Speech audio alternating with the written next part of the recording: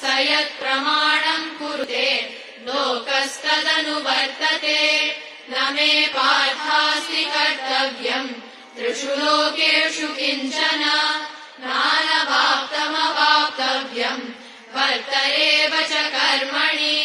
यदि ह्यहम् न वर्तेय जातु कर्मण्यतन्द्रितः मम वर्त्मानुवर्तन्ते मनुष्याः पार्थ सर्वशः उत्सीदेयुरिमे लोकाः न कुर्याम् कर्म चेदहम् संकरस्य च कर्ता स्याम् उपहन्यामिमाः प्रजाः सक्ताः कर्मण्यविद्वांसः यथा कुर्वन्ति भारत कुर्याद्विद्वांस्तथा सक्तः चिकीर्षुर्लोकसङ्ग्रहम् न बुद्धिभेदम् जनयेत् अज्ञानाम् कर्मसङ्गिनाम् जोषयेत् सर्वकर्माणि विद्वान् युक्तः समाचरन् प्रकृते क्रियमाणानि गुणैः कर्माणि सर्वशः अहङ्कारविमूढात्मा कर्ताहमिति मन्यते तत्त्ववित्तु महाबाहो गुणकर्मविभागयोः गुणागुणेषु वर्तन्ते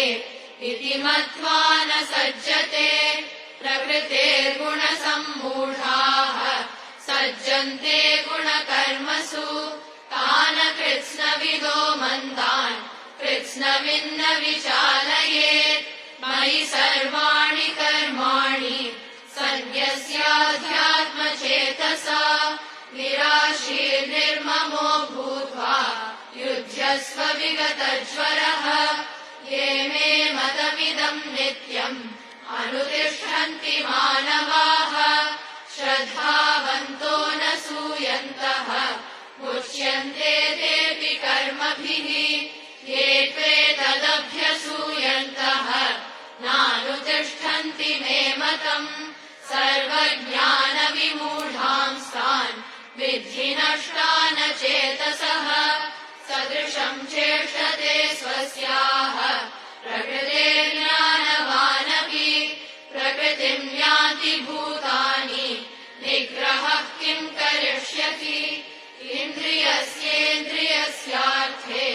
रागद्वेषौ व्यवस्थितौ तयोर्न वशमागच्छेत् तौ ह्यस्य परिपन्थिनौ